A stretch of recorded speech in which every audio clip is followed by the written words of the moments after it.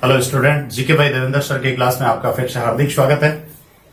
राजस्थान की जो टॉपिक की श्रृंखला है उसमें हमने अब तक एक तरह से अभिलेखों की, सिक्कों की और पुरालेखी सामग्री की बात की। विभिन्न राजकीय संग्रहालय भी हमने देखे। जो भी बचे हुए हैं वो हम आगे क्वेश्चन में करेंगे। आज प्राचीन सभ्यताओं और मुख्य पुरातात्विक जो स्थल है वहां से हमें बहुत सारे क्वेश्चन मिलते रहते हैं, चाहे वो पीसीएस हो, इसके अलावा हमें पटवार कांस्टेबल तक के एग्जाम में जनरली वहां से बहुत सारे क्वेश्चन मिलते हैं। फर्स्ट ग्रेड में भी 4 सभ्यताएं जो है वो एक तरह से सिलेबस में थी। सेकंड ग्रेड में ऑलरेडी है कालीबंगा, बागोर जैसी जो सभ्यताएं हैं, तो उनके बारे में हम आज पढ़ते हैं। तो अपना जो टॉपिक है मुख्यतः पुरातात्विक स्थल है। इसको हम प्राचीन सभ्यता से भी लिंक कर सकते हैं एक तरह से। पुरातात्विक स्थल में हम सभी प्रकार के जो पुरातात्विक स्थल है उनकी बात करेंगे। कालीबंगा से लेकर हमें जो भी अनइम्पोर्टेंट जो साइट्स मिलती है उनके बारे में हम जिक्र करेंगे। तो सबसे पहले देखते हैं कि जो राजस्थान है उसकी अवस्थिति में कहां कहां हमें कुछ एक महत्वपूर्ण जो साइट्स है वो मिली है।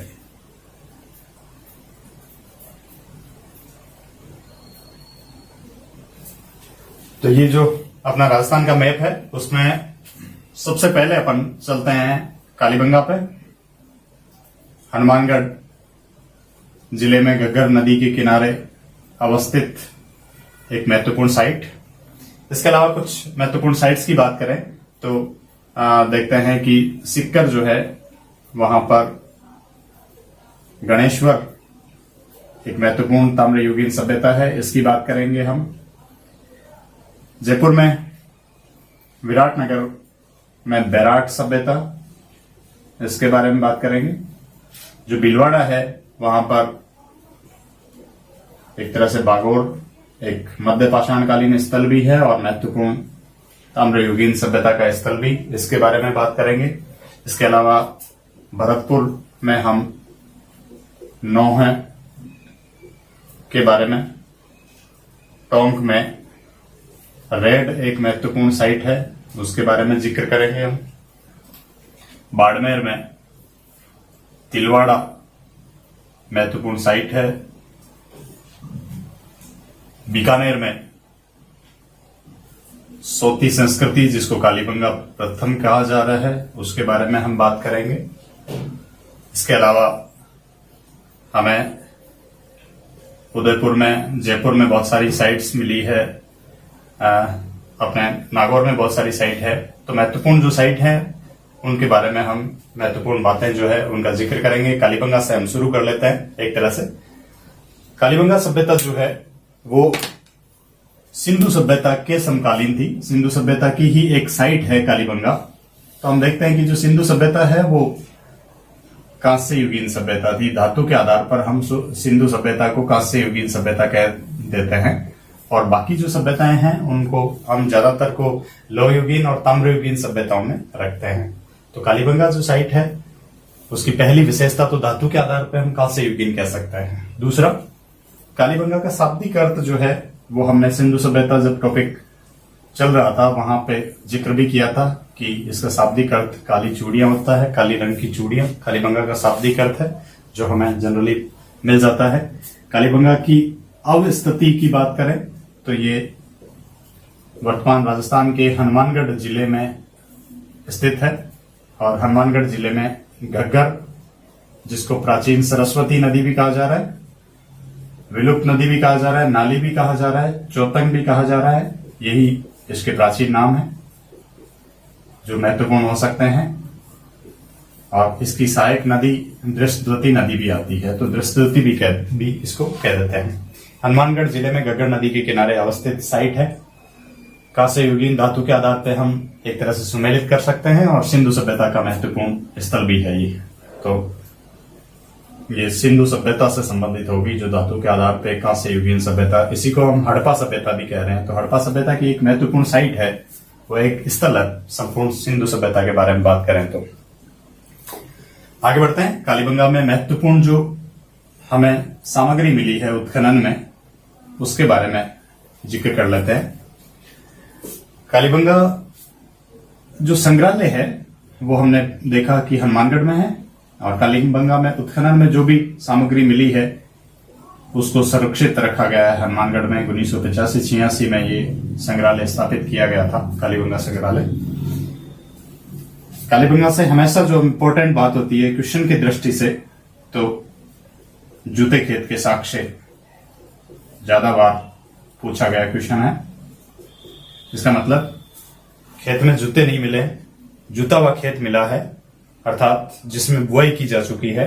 और ये जो खेत है इसमें हमें एक शब्द ये भी मिलता है कि ये जाल पद्धति पे आधारित था, ग्रिड पैटर्न पर खेती की गई है, और एक खेती में ही हमें ज्यादा दूरी की हराइयों में सरसों के विद्वानों के अनुसार और कम दूरी की हराइयों में चना बोए जाने के साक्ष्य भी मिले हैं। तो जूते खेत के प्राचीनतम साक्ष्य विश्व में पहले एक तरह से जूते हुए खेत के साक्ष्य कहा जा सकता है। ग्रिड पैटर्न जाल पद्धति पे की गई खेती है, चना और सरसों के साक्ष्य भी यहां से मिले हैं। अति महत्वपूर्ण बात है जो इस बार फर्स्ट ग्रेड में भी थी, हमने पहले भी सिंधु सभ्यता में भी इसका जिक्र किया था।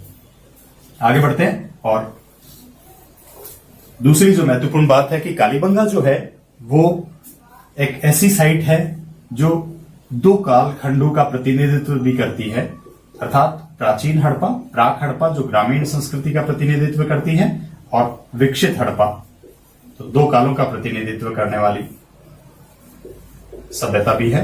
विकसित अर्थात नगरीय सभ्यता का प्रतीक भी है, और प्राक मतलब ग्रामीण सभ्यता का प्रतीक भी है एक तरह से। तो दो कालों का प्रतिनिधित्व करने वाला स्थल भी कालीबंगा को कहा जा सकता है। यहां से हमें लगभग 7 अग्नि वेदियां मिली है। तो फायर स्टैंड, अग्नि कुंड, अग्नि वेदियों के साक्ष्य जो हैं वो हमें यहां से मिले हैं।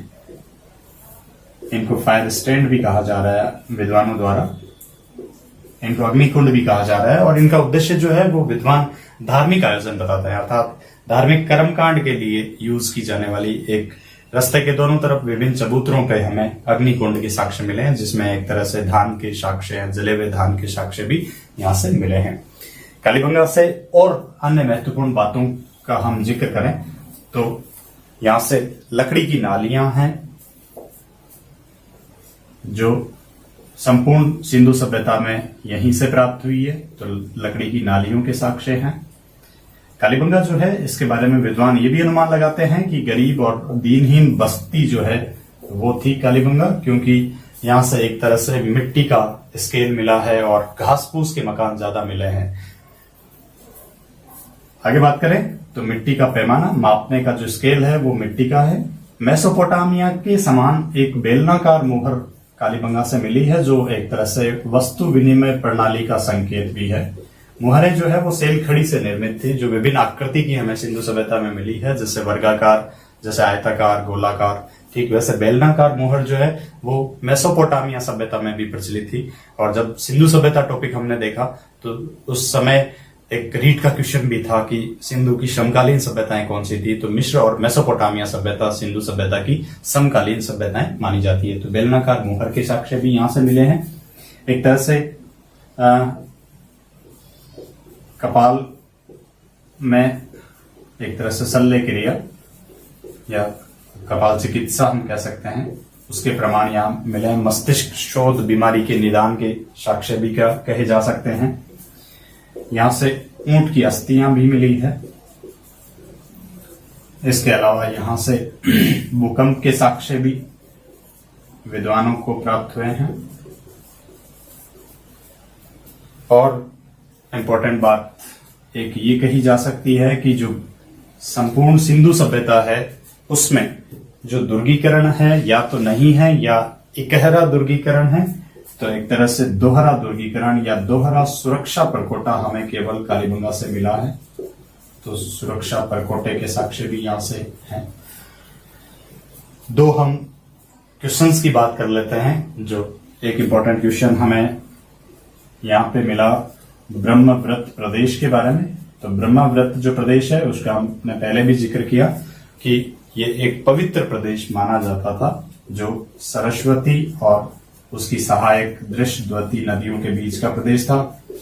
पवित्र प्रदेश इस संदर्भ में कि यहाँ पे बहुत सारे वैदिक मंत्रों की रचना होती है। एक तरह से आर्यों का मुख्य निवास स्थान भी सरस्वती के आसपास, बहुत सारे जो जन या जनपद हैं उनका निवास स्थान अर्जुनायन, मालव और योद्धे जो जनपद है उनका प्रारंभिक निवास स्थान यही था। तो ब्रह्मव्रत का क्वेश्चन पूछा गया है 3rd ग्रेड का। तो ब्रह्मव्रत सरस्वती और बृहस्पति के बीच के पवित्र प्रदेश को कहा जाता था जहां वैदिक मंत्रों की रचना होती है। एक जो सरस्वती के आसपास का जो प्रदेश है वो संस्कृत साहित्य में बहुधान्यक प्रदेश भी कहा गया है। तो अगला एक महत्वपूर्ण शब्द ये हो सकता है बहुधान्यक क्षेत्र। संस्कृत साहित्य में सरस्वती के आसपास के क्षेत्र को कहा गया है। कालीबंगा से संबंधित विद्वानों की पहले हमने जिक्र किया था, दोबारा से जिक्र कर लेते हैं कि कालीबंगा की खोज का ज्यादा बार पूछा जाता है। तो अमलानंद घोष जो है एक विद्वान थे जिन्होंने कालीबंगा की खोज की थी 1952-53 में, और कालीबंगा का उत्खनन कार्य जो है वो विभिन्न कालों में बी लाल और बालकृष्ण थापर के द्वारा किया गया था। 2 विद्वान थे, ब्रजवासी लाल और बालकृष्ण थापर, उनके नेतृत्व में खुदाई कार्य किया गया और सबसे पहले पता लगाने का काम अमलानंद घोष ने किया। तो ये कालीबंगा के बारे में सबसे महत्वपूर्ण बात है जहां पे हमें जुते हुए खेत के साक्ष्य और अग्नि वेदियों के जो 2 कंटेंट है वो ज्यादा बार हमें पूछे गए हैं। कालीबंगा के बाद हम बात करते हैं बैराट सभ्यता की, और बैराट सभ्यता 1st ग्रेड वाले में भी था और 2nd ग्रेड में भी एक तरह से बैराट सभ्यता के बारे में हमें बहुत सारे क्वेश्चन मिलते रहते हैं। तो बहुत सारी जो समकालीन मौर्य युगीन, लोह युगीन सभ्यताएं हैं उनकी भी समानता रखता है ये साइट्स। बैराट महाभारत काल में ये जो स्थान है, ये जो जगह है वो विराट नगर था। सबसे पहले स्थिति देख लेते हैं कि विराट जो है वो सभ्यता बाणगंगा नदी के किनारे आती है और इसको अर्जुन की गंगा भी कह देते हैं, इसको रुंडित नदी भी कहा जाता है। ये जो क्षेत्र है प्राचीन काल में मत्स्य महाजनपद भी था और मत्स्य जनपद भी। तो मत्स्य महाजनपद के अंतर्गत था और इसकी राजधानी जो है वो विराट नगर थी जो जयपुर में अवस्थित है। जयपुर का एक विधानसभा क्षेत्र भी हम कह सकते हैं जहां पे इस सभ्यता के अवशेष हमें मिले हैं। महाभारत काल से जिक्र करें तो महाभारत युग में मत्स्य जो महाजनपद है यहाँ पे पांडवों ने अपना अज्ञातवास विराट नगर के राजा विराट के यहाँ व्यतीत किया था और खुद विराट ने महाभारत युद्ध में एक तरह से अपने 3 पुत्रों के साथ भाग लिया था और वह पांडवों की ओर से लड़ता हुआ कौरवों के विरुद्ध मारा गया। विराट राजा की पुत्री उत्तरा को एक तरह से संगीत की शिक्षा भी अज्ञातवास के दौरान अर्जुन द्वारा दी जाती है और उत्तरा का विवाह अभिमन्यु से भी किया जाता है। तो एक तरह से विराट राजा के यहाँ महाभारत काल में पांडवों के अच्छे संबंध थे, अज्ञातवास यहीं पे व्यतीत किया था, पहचान छुपा के उनको रहना था। बैराट सभ्यता में विद्वानों की बात करें तो बैराट सभ्यता में हमें जो विद्वान मिलते हैं वो हैं सबसे पहले उत्खनन कार्य दयाराम साहनी के नेतृत्व में हुआ। उसके बाद 2 विद्वानों नील रतन बनर्जी और कैलाश नाथ दीक्षित, जिनको KN दीक्षित भी कह दिया जाता है। अर्थात जब भी क्वेश्चन हो कि इनमें से कौन सा विद्वान बैराट के उत्खनन से संबंधित नहीं है तो इन 3 के अलावा चौथा विद्वान हो जाएगा। दयाराम साहनी जो है वो सिंधु सभ्यता की पहली साइट हड़प्पा के उत्खनन के लिए भी एक तरह से निर्देशन में उत्खनन हुआ था दयाराम साहनी का, और मोहनजोदड़ो का राखाल दास बनर्जी के नेतृत्व में। तो दयाराम साहनी ने 1936-37 के लगभग उत्खनन कार्य किया था और उसके बाद 1963 से 67 के मध्य नील रतन बनर्जी और KN दीक्षित द्वारा यहाँ पर उत्खनन कार्य करवाया गया। बैराट सभ्यता बाणगंगा नदी के किनारे है जिसको अर्जुन की गंगा भी कहा जाता है, जिसको रुंडित नदी भी कहा जाता है। ये प्राचीन काल में विराट नगर भी कहलाता था जो आजकल जयपुर का एक भाग है, विधानसभा क्षेत्र है। बैराट में हमें क्या क्या मुख्य साक्ष्य मिले हैं उसके बारे में हम बात कर लेते हैं। तो पहले विद्वानों के अलावा दूसरा हमारा जो क्वेश्चन है वो बैराट में विभिन्न साक्ष्यों के बारे में हो सकता है। तो यहां पर एक पहाड़ी है, बीजक पहाड़ी। केवल बीजक जो है वो एक तरह से ग्रंथ भी आता है कबीर के अनुयायियों द्वारा संकलित। एक डूंगरी आती है, महादेव डूंगरी या महादेव पहाड़ी भी कह देते हैं। इसके अलावा भीम जी की डूंगरी, इसके अलावा मोती डूंगरी और गणेश डूंगरी।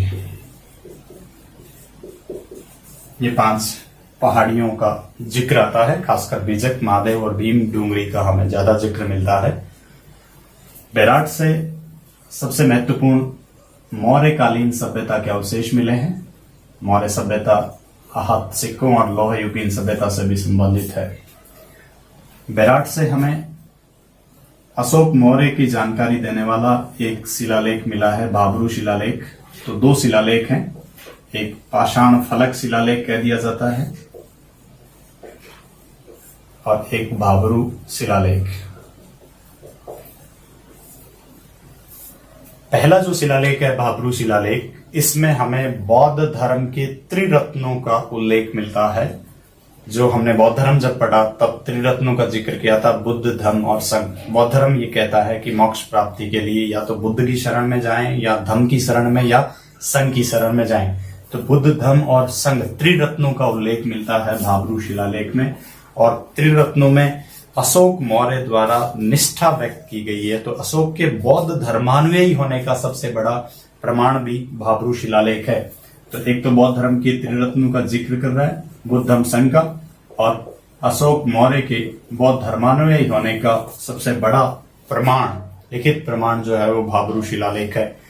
भाबरू शिलालेख के बारे में एक और इम्पोर्टेंट बात है कि 1837 के लगभग कैप्टन बर्ट ने इसको खोजा था और वर्तमान में एक तरह से इसे कलकत्ता राजकीय संग्रहालय में सुरक्षित रखवाया गया था कनिंघम के नेतृत्व में।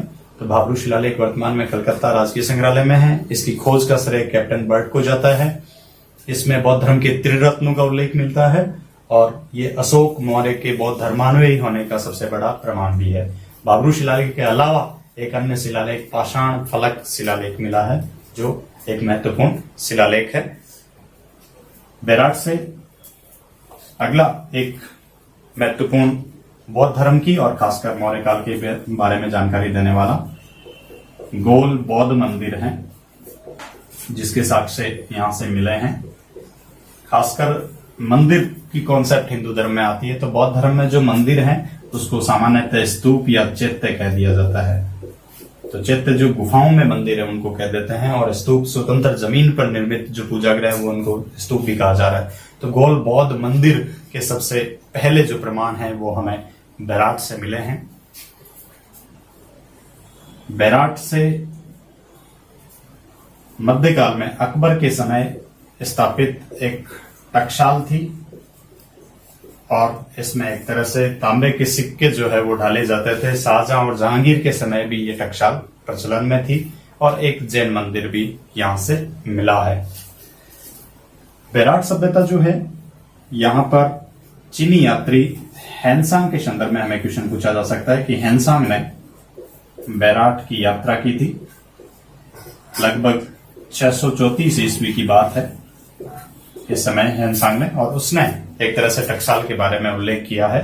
हैंसांग ने बैराट के लिए पारयात्र शब्द का उल्लेख किया है, जो हमारा आगामी जब भी कोई महत्वपूर्ण क्वेश्चन होगा तो इसमें हो सकता है जिक्र। हैंसांग का तो क्वेश्चन पूछा ही हुआ है, पारयात्र शब्द का हो सकता है कि पारयात्र शब्द जो है वो बैराट के लिए हैंसांग ने उल्लेखित किया है। हैंसांग हर्षवर्धन का समकालीन चीनी यात्री था, जिसने सीयू की ग्रंथ लिखा था, बौद्ध तीर्थ स्थलों की यात्रा की और बौद्ध धर्म ग्रंथों का अध्ययन किया था। तो राजस्थान के बहुत सारे स्थानों पे यात्रा करता है, जिसमें 2 महत्वपूर्ण स्थानों की उसने यात्रा की थी। जालोर के भीनमाल की यात्रा की उन्होंने, और हैंसांग ने बैराट की यात्रा भी की थी।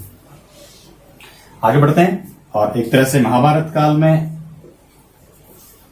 भीम लत तालाब और एक गुफा, भीम गुफा के साक्ष्य भी मिले हैं। ऐसा माना जाता है कि द्रौपदी को यहाँ पे प्यास लग गई तो भीम ने अपनी एक लात से तालाब बना दिया था, जिसको भीमलत तालाब नाम दिया गया है। तो ये महाभारत कालीन सभ्यता के अवशेष के संदर्भ में हम कह सकते हैं।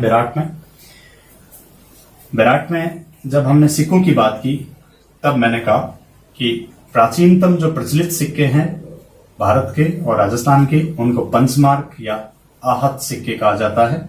और लगभग हमें 36 आहत या पंचमार्क सिक्के, कुल सिक्के मिले हैं, जिनमें से कुछ एक जो सिक्के हैं वो तो पंचमार्क हैं और शेष जो है 28 सिक्के इंडो ग्रीक शासकों के हैं। यही इंडो ग्रीक जो है भारत में सबसे पहले सोने के सिक्के चलाते हैं और लेख वाले सिक्के भी इन्होंने ही जारी किए थे। इन्हीं को हम हिंद यवन भी कह रहे हैं और इनको यूनानी शासक भी कहा जा रहा है। रीड का एक क्वेश्चन था कि इंडो ग्रीक शासकों की जानकारी का महत्वपूर्ण स्रोत क्या है, तो सिक्के जो है उनकी जानकारी का महत्वपूर्ण स्रोत है। अपोलोडोट्स, मिनेंडर के मुख्य रूप से सिक्के मिले हैं। इन 28 सिक्कों में 16 सिक्के जो है वो हमें मिनेंडर के मिले हैं। तो एक महत्वपूर्ण क्वेश्चन ये हो सकता है कि इंडो ग्रीक शासकों के जो सिक्के हैं वो राजस्थान की महत्वपूर्ण जो सभ्यताएं हैं उनमें से कहां से मिले हैं। हम अलग अलग जब भी सभ्यताओं का जिक्र करते जाएंगे तो कहां से कौन से शासकों के सिक्के मिले हैं उनका जिक्र भी करेंगे। तो यहाँ पे पंचमार्क आहत मुद्राएं भी मिली हैं और इसके साथ साथ इंडो ग्रीक शासकों के हमें सिक्के मिले हैं। इंडो ग्रीक शासकों में मिनेंडर था, जिसका सिक्का सबसे पहले सोने का सिक्का भारत में प्रचलित था। और मिनेंडर बौद्ध साहित्य का वही मिलिंद है जिसने बौद्ध धर्म ग्रहण कर लिया था और नागसेन के साथ उसका बौद्ध आत्मा के बारे में जो वार्तालाप था वो हमने एक ग्रंथ पढ़ा, मिलिंद पन्हो, उसमें मिलता है। बेराट के बारे में और महत्वपूर्ण बात करें तो मध्यकाल में जो पूर्व मध्यकाल में हम देखते हैं कि विदेशी जातियां आती है, शक, कुषाण, हूण, प्राचीन काल में भी। तो उनमें खासकर हूण जाति का एक नेता मिहिर कुल था जो शिव का उपासक होता है, कट्टर शिव अनुयायी था। तो बेराट के बारे में कहा जाता है कि मिहिर कुल ने बेराट सभ्यता को नष्ट किया था। ये कट्टर शिव का उपासक था और बेराट सभ्यता में हमें बौद्ध धर्म के साक्ष्य भी मिलते हैं। ये लोहयुगीन सभ्यता का भी एक स्थल माना जाता है। तो महाभारत काल जो है वो एक तरह से लोहयुगीन सभ्यता के समकक्ष हम मान सकते हैं। बौद्ध धर्म के भी बहुत सारे साक्ष्य, गोल बौद्ध मंदिर वगैरह के, मध्यकाल तक अकबर की विभिन्न टकसाल के बारे में। 7वीं शताब्दी का महत्वपूर्ण काल हर्षवर्धन का समकालीन हैंसांग की यात्रा के लिए महत्वपूर्ण स्थान भी है। और इसके अलावा भाब्रू शिलालेख और पाषाण फलक शिलालेख जो है वो मौर्य सभ्यता, खासकर अशोक मौर्य और बौद्ध धर्म के बारे में जानकारी देते हैं। हैंसांग की यात्रा के लिए प्रसिद्ध है। पंचमार्क सिक्के यहाँ से मिलते हैं। इंडो ग्रीक शासकों के सिक्के भी एक तरह से यहाँ पे मिलते हैं और इस सभ्यता को नष्ट करने का श्रेय जो है वो मिहिर कुल को जाता है। ये बेराट के बारे में हमने अति महत्वपूर्ण बातें जो है उनका जिक्र किया। कुछ क्वेश्चंस के रूप में पूछे जा चुके हैं, कुछ महत्वपूर्ण क्वेश्चन हो सकते हैं। आगे बढ़ते हैं और अपना तीसरी जो महत्वपूर्ण साइट है वो भीलवाड़ा में आहड़ सभ्यता के बारे में। तीसरी महत्वपूर्ण सभ्यता आहड़ सभ्यता। कालीबंगा जहां कांस्य युगीन सभ्यता थी, वहीं आहड़ सभ्यता जो है वो ताम्र युगीन सभ्यता है। अगर जनरली हम कालक्रम देखें तो शुरुआत में मैंने इतिहास का जब अपना पहला टॉपिक चल रहा था उस समय मैंने लिखा भी था कि एक तरह से काल के आधार पर हम अलग अलग कालों के आधार पे पाषाण युग, उसके बाद ताम्र युग को रख सकते हैं, उसके बाद तांबे में टिन मिलाकर नई धातु कांसा, तो कांस्य युग। कहीं कहीं ताम्र युग का काल बाद भी साबित होता है, उसके बाद लोह युग। तो ये एक कालक्रम था धातु के और पत्थर के औजार के आधार पे, मानव के विकास क्रम के आधार पे हम देख सकते हैं। तो आहड़ सभ्यता जो है वो ताम्र युगी सभ्यता भी है। यहां से मुख्य रूप से 2 प्रकार के कालक्रम खंड मिलते हैं, 2 प्रकार के स्तर मिलते हैं उत्खनन के। आहड़ जो है ये आयड़ या बेड़च नदी जिसको कहा जा रहा है उसके किनारे है। मुख्य जो घाटी आती है वो एक तरह से बनास घाटी आती है। बनास घाटी का महत्वपूर्ण स्थल है उदयपुर में। लोकेशन आहड़ नदी, जिला जो है वो आता है उदयपुर। उत्खननकर्ता की बात करें तो आहड़ के उत्खननकर्ता जो है वो मुख्य रूप से आरसी अग्रवाल, रतन चंद्र अग्रवाल मिलते हैं। दूसरे उत्खननकर्ता अक्षय कीर्ति व्यास है और तीसरे उत्खननकर्ता हसमुख धीरज भाई सांखलिया, जिनको HB सांखलिया भी कह दिया जाता है। ये अर्थात जहां बैराट से भी हमने 3 उत्खननकर्ता की बात की, दयाराम साहनी, नीलरतन बनर्जी और कैलाशनाथ दीक्षित, यहां पर भी 3 उत्खननकर्ता आहड़ से संबंधित है। आरसी अग्रवाल, अक्षय कीर्ति व्यास और HB सांखलिया, जो अलग अलग समय में उत्खनन का कार्य करते हैं। इसकी लोकेशन जो है वो आहड़ या बेडच नदी भी जिसको कहा जा रहा है और मुख्य रूप से बनास घाटी में स्थित है। जैसे कालीबंगा घग्गर नदी के किनारे है और एक तरह से मुख्य सिंधु सभ्यता के स्थल की बात करें तो वो सिंधु घाटी कहा जा सकता है। आहड़ में महत्वपूर्ण या आहड़ के दूसरे नामकरण के बारे में हमें ज्यादा क्वेश्चन पूछा गया है। तो आहड़ जो है उसका दूसरा नाम आघाटपुर, आघाट दुर्ग या तांबा वाली भी मिलता है। तो यहां से ताम्रयुगीन सभ्यता से संबंधित तो है ही है, तांबे के ज्यादा उपकरण मिलते हैं, इसलिए इसको ताम्रवती या साहित्य में तांबा वाली भी कहा जाता है। तांबे के उपकरण जो है वो ज्यादा मात्रा में मिलते हैं, जैसे गणेश्वर में भी। आहड़ का जो कस्बा है वहां पे प्राचीन काल में एक तरह से आघाटपुर या आघाट दुर्ग और जिस टिले के नीचे ये कस्बा है उसको धूलकोट कहा जाता था। तो इसके अन्य नाम भी हमें आघाटपुर, आघाट दुर्ग और धूलकोट मिलते हैं। इतिहास में जो पुरातात्विक स्थल जिस स्थान के नीचे मिलता है उसको ऐतिहासिक शब्दावली में हम टीला कह देते हैं। आहड़ सभ्यता में एक महत्वपूर्ण बात कि जो अर्थव्यवस्था है उसका मुख्य आधार माना जाता है पशुपालन। कृषि जो है वो सीमित स्तर पे की जाती थी और यहाँ का मुख्य उद्योग जो है वो हमें पूछा जा सकता है तांबा गलाना और तांबे के उपकरण बनाना मुख्य उद्योग था। जहां अर्थव्यवस्था का आधार पशुपालन था, वहीं आहड़ वासियों का मुख्य उद्योग तांबा गलाना और तांबे के उपकरण बनाना था। आहड़ का स्थानीय केंद्र होता है गिलुंड, जो प्रशस्तर उद्योग के लिए प्रसिद्ध था। गिलुंड राजसमंद में पड़ता है।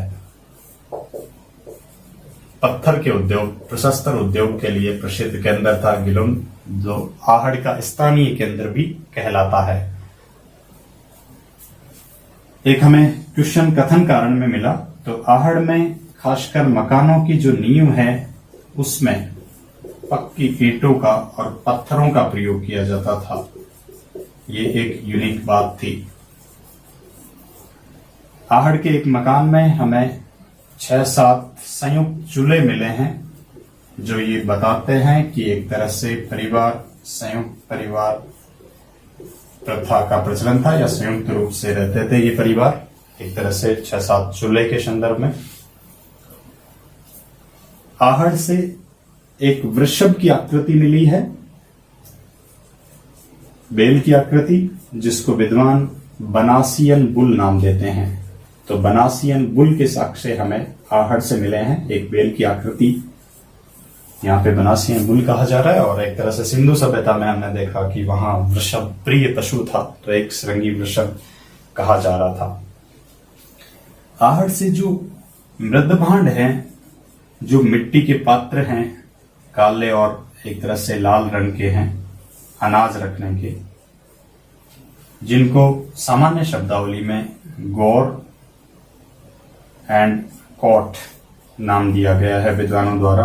गोरे और कोट जो है वो अनाज संग्रह करने के विभिन्न मृद पात्र थे आहड़ सभ्यता में प्रचलित। वृषभ की आकृति को विद्वान जो है वो बनासियन बुल नाम देते हैं। अन्य नाम हमें ताम्रवती, तांबावाली, आगाटपुर नाम मिलते हैं। पशुपालन अर्थव्यवस्था का मुख्य आधार था। मुख्य इंडस्ट्री, मुख्य व्यवसाय जो है एक तरह से तांबा गलाना और तांबे के उपकरण बनाना था।